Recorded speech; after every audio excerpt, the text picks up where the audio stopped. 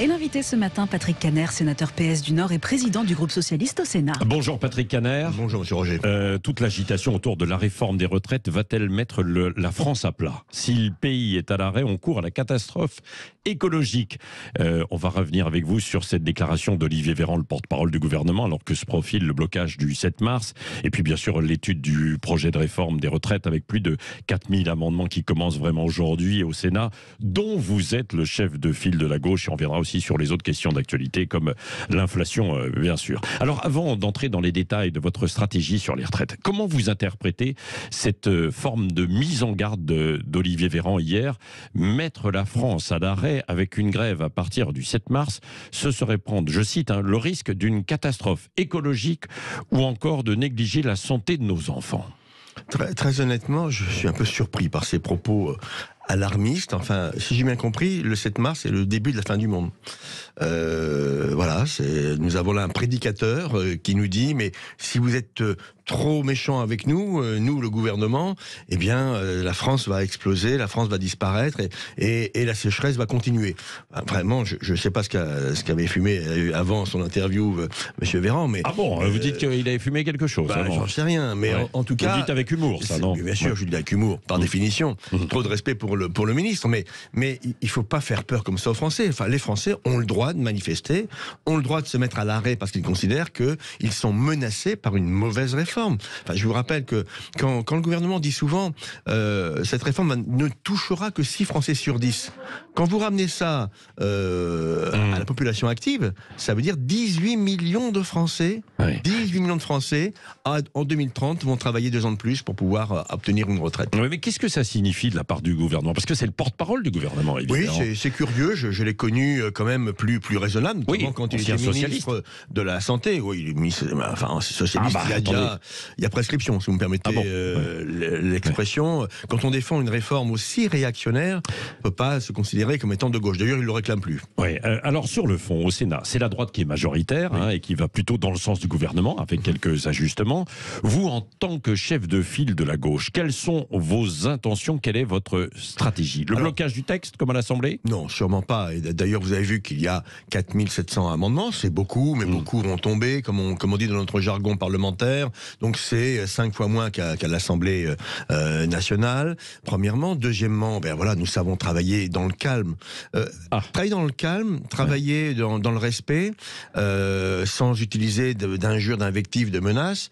Ça ne veut pas dire pour autant que nous ne serons pas totalement mobilisés. L'opposition de gauche va faire son travail de contre-proposition, bien évidemment, par rapport à la droite sénatoriale et par rapport à la droite présidentielle, mais en aucune manière, vous n'assisterez à un spectacle qui, je crois, n'était pas à la hauteur de l'événement. Parce que la France Insoumise voudrait qu'il y ait un peu la même chose. Elle vous a fait passer le message, elle n'a pas de sénateur. Oui, mais j'ai lu quelques messages de la France Insoumise. Je n'ai pas encore reçu de coup de téléphone de monsieur Jean-Luc Mélenchon pour dire comment je devais travailler. Et si vous aviez un coup de téléphone de Jean-Luc Mélenchon, vous lui diriez quoi?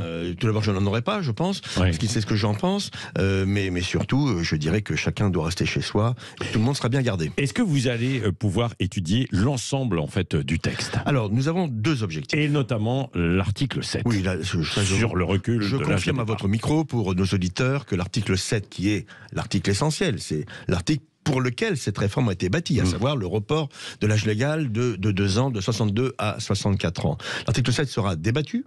Nous allons faire, nos contre-propositions pour montrer qu'il est inutile, cet article 7, qu'il est injuste, et il sera voté. Parce que malheureusement, il sera voté par la droite sénatoriale, soutenue par une partie du centre et de la droite macroniste. Donc clairement, nous savons, enfin sauf miracle, je veux bien mettre un siège à Saint-État, mais l'article 7 sera voté. Et après, il y en aura d'autres d'articles qui seront intéressants. Par contre, il y a une rupture dans le temps qui est le 12 mars à minuit. Le 12 mars à minuit, le texte s'arrête. Oui. Parce qu'on a utilisé un article de la Constitution pour ce faire. Donc, nous, notre intérêt, c'est que l'article 7 soit voté. Avant la mobilisation du 7 mars ou pas? Après. Après. Ah oui, pas question de voter avant la mobilisation du 7 mars. Nous considérons que l'article 7 sera éclairé par la mobilisation du 7 mars. Parce que, bien évidemment, si dans le 7 mars, il y a 2 millions de personnes dans la rue, si les services publics sont à l'arrêt, si les entreprises connaissent aussi une grève importante, eh bien, ça sera un signe donné par le peuple français, par nos concitoyens, au gouvernement et donc aussi au Parlement pour dire cet article 7, on n'en veut pas. Est-ce que ça peut changer alors à partir du 7 mars ?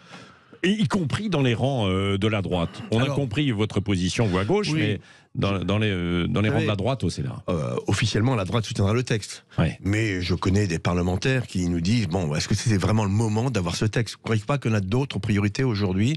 Des sénateurs qui vous disent ça. Oui, enfin, ça, je ne vous dirai pas les noms. Non, mais ils sont hésitants parce qu'ils se disent, pour 12 milliards d'euros, c'est ça l'enjeu. Ouais. Trouver 12 milliards d'euros, et on peut les trouver ailleurs qu'en faisant travailler les Français 2 ans de plus. S'ils sont hésitants, ça veut dire que si le 7 mars, c'est quand même beaucoup plus compliqué que ça, peut-être qu'ils vont hésiter à le voter. Alors. En tout cas, on verra bien. On verra bien au bout du bout si la discipline de vote va jusqu'au bout. Mais objectivement, beaucoup reconnaissent que cette réforme était-elle pertinente sur le fond et utile dans le temps. Vraiment, il y a des interrogations. Oui, alors vendredi, vous devez déposer une motion référendaire. Pourquoi ?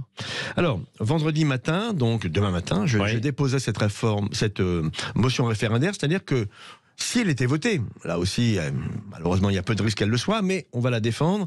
Peu de risques ou peu de chance ? Oui, peu de chance pour vous. Je suis fatigué le matin. Non.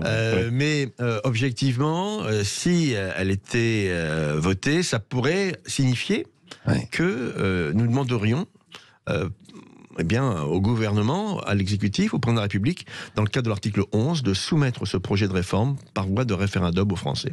Puisque je vous rappelle que juste avant le salon d'agriculture, M. Macron avait dit « mais je fais confiance au bon sens des Français ». S'il fait confiance au bon sens des Français, il ne faut pas qu'il ait peur. Mais ce serait quoi le référendum alors ? C'est êtes-vous pour ou contre la retraite à 64 ans ? Ah oui, ce serait ça la question. Oui, une question simple. Question simple, donc vous allez soumettre demain matin. Exactement. Donc ce que vous dites clairement, c'est que la gauche va être dans une forme de responsabilité lors de ces débats au Sénat. Oui, les 3 groupes de gauche, PS, PC, Verts, qui travaillent d'ailleurs ensemble beaucoup dans d'autres collectivités, ont décidé de ne pas donner une image qu'on pourrait qualifier, je dirais, de détestable du Parlement. Je crois que le Parlement doit travailler sereinement, avec détermination. C'est ce que nous devons aux Français. Et nous le ferons de manière pédagogique, c'est-à-dire qu'on va expliquer réellement aux Français ce qu'est cette réforme. Et Gérard Larcher, le président du Sénat, veut que ça aille jusqu'au bout du texte. Vous irez jusqu'au bout. Alors, nous voulons aller jusqu'au bout, mais dans de bonnes conditions. C'est-à-dire c'est-à-dire qu'on veut avoir du temps pour travailler. Donc vous n'irez pas jusqu'au bout. Alors, nous souhaitons finalement que le gong tombe, puisque c'est le gouvernement qui l'a voulu, qu'il tombe et qu'il n'y ait pas de vote. Ce n'est pas la position de la droite qui, elle, veut un vote sur un texte bouclé. Elle veut en fait instrumentaliser de fait le gouvernement. Mais je ne sais pas qui instrumentalise l'autre. Vous pensez que vous pouvez l'empêcher ou pas ? Difficilement. Mais c'est votre objectif quand même. On fera notre travail. Fera notre travail, encore une fois, dans un but d'explication aux Français. Bon, dites-moi quand même, Patrick Kanner, vous êtes chef de file socialiste. Vous avez fait partie d'un gouvernement socialiste. C'est vous qui avez fait voter la réforme Touraine, qui visait à augmenter la durée de cotisation à 43 ans. Tout à fait. Et aujourd'hui, vous changez un peu de... Absolument pas. La réforme de Touraine, stratégie. D'abord, la réforme Touraine, vous avez vu, est passée tranquillement. Elle a été expliquée. Elle n'a pas touché à l'âge légal de départ. Toute personne peut, malgré tout, partir à 62 ans. Oui, mais il faut 43 ans de cotisation. Oui, mais vous pouvez partir à 62 ans. Oui, mais sans avoir la totalité. Alors, je vous rappelle que la réforme Touraine permet aussi d'avoir des carrières longues et donc de partir à 60 ans. Ça, c'est possible aussi. Et elle avait aussi intégré des critères de pénibilité qui, pour moitié, ont été supprimés par les ordonnances de Mme Pénicaud au tout début du quinquennat précédent. Donc, il y avait une cohérence entre demander du temps de cotisation supplémentaire, sans toucher à l'âge légal, mais en offrant aussi, au travers de la retraite pardon, mais les auditeurs qui sont un petit peu perdus en ce moment se disent, si mon fils ou ma fille commence à travailler à 23 ans, 43 ans de cotisation, ça nous emmène à 66 ans, ça, non ? Ah, ça, c'est pour mais avec la possibilité, néanmoins, de partir un peu plus tôt, si on le souhaite, avec une décote. Si vous voulez, c'est une liberté qu'on va enlever aux Français. Aujourd'hui, ces personnes que vous évoquez, travailleront l'inflation 2 ans de plus, quoi qu'il arrive. Oui. Autre sujet qui est assez important, c'est Mars noir ou rouge socialement, en fait aussi qui est annoncé. Quelles sont les solutions pour faire face à l'inflation qui est déjà arrivée et qui menace encore plus dans les semaines qui viennent? Monsieur Roger, c'est pas Mars rouge ou noir, c'est mars, avril, mai, juin, parce que tout le monde considère que ce n'est pas avant 2025 qu'on verra une forme de stabilisation de l'inflation. Donc le gouvernement est absolument en dessous de tout en la matière. Je le dis parce que c'est pas à coup de chèque, de primes, dont personne d'ailleurs comprend quelque chose et qui sont pas d'ailleurs réclamés. Vous le savez bien, vous l'avez vu sur la prime essence. Les gens ne veulent pas avoir de l'aumône, ils veulent pas de la charité de la part du gouvernement. Et ça coûte d'ailleurs des milliards d'euros. Ce qu'ils veulent, c'est pouvoir vivre de leur travail. Donc il faut absolument une hausse générale des salaires tenant compte de l'inflation. Hier, nous avions un débat au Sénat avec Madame la ministre en charge. Elle nous disait, mais finalement, de quoi vous plaignez-vous? On a augmenté les salaires de 3,5% il y a quelques mois. Mais ça n'est que un tiers de l'objectif par rapport aux années précédentes. Donc non, il y a un problème manifeste d'augmentation des salaires. Oui, mais ce que vous répondent certains spécialistes, c'est que si vous augmentez les salaires, mécaniquement, vous allez aller dans cette spirale de l'inflation qui va se poursuivre. Moi, ce que je sais, c'est et que des entreprises seront en difficulté, parce qu'elles ne peuvent pas. Elles sont déjà en difficulté. Je connais cet argument. Je ne dis pas qu'il faut aligner les salaires sur l'inflation. Je dis simplement qu'il faut une grande conférence salariale dans ce pays pour que tout le monde prenne ses responsabilités. On ne peut pas aujourd'hui considérer que quand on est à 1800, 2000 euros de salaire, on soit obligé de demander l'aumône au gouvernement. Ça, ce n'est pas possible. Ça crée du désespoir, ça crée de l'anxiété. Et je le dis au gouvernement, quand on voit les chiffres aujourd'hui de la précarité qui augmente, il faut une prise de responsabilité de sa part sur des mesures globales et pas des mesures ponctuelles qui ne sont pas d'ailleurs toujours sollicitées par les Français. Oui, donc c'est ce que vous réclamez auprès du gouvernement, une grande conférence salariale, plutôt qu'une réforme des retraites. Alors si je traduis un petit peu. Vous savez, entre la guerre à nos portes, la précarité qui augmente, le service public de l'hôpital ou de l'éducation nationale qui va mal, l'inflation que vous évoquez, que nous évoquons depuis maintenant quelques instants, eh bien je pense qu'il y a d'autres priorités que de réformer le régime des retraites qui n'est pas en péril, je tiens à le dire et à le réaffirmer. Et comment peut-on faire justement en matière aussi de produits alimentaires? Vous allez au salon de l'agriculture ce matin. Est-ce que la France est encore d'ailleurs une grande puissance agricole? Non, nous sommes passés de du deuxième rang au 5e rang. Les agriculteurs souffrent, notamment les éleveurs. C'est le taux de suicide, vous le savez, qui est le plus développé dans les catégories socio-professionnelles. Donc c'est dramatique. Les agriculteurs n'en peuvent plus aujourd'hui. Ils savent qu'ils doivent aussi des comptes à la nation, notamment sur l'utilisation des pesticides. Donc notre agriculture va mal et nous ne sommes plus autosuffisants en matière de production agricole pour alimenter les Français. Les choses extraordinaires, on va supprimer, et je pense que c'est juste, des produits pesticides par exemple pour les betteraves, mais on va importer des produits betteraviers qui eux sont pesticidés entre guillemets de l'étranger. On marche sur la tête, donc il y a une mise à plat totale à faire en la matière. Mais mise à plat, mais après ça passe par quoi? Et notamment parce qu'il y a cette lutte contre l'inflation, il y a eu le panier anti-inflation qui a été évoqué. Les agriculteurs sont plutôt réticents en disant nous on ne peut pas produire moins, quoi. On a des coûts. Quelle est votre recommandation? De la même manière, quand on annonce le panier anti-inflation, c'est une idée qui pouvait être intéressante, mais ça fait maintenant 2 mois que ça a été annoncé, on ne voit rien venir. Il y a une négociation qui s'est tenue cette nuit, d'ailleurs, dont je n'ai pas encore les résultats entre les producteurs et les industriels.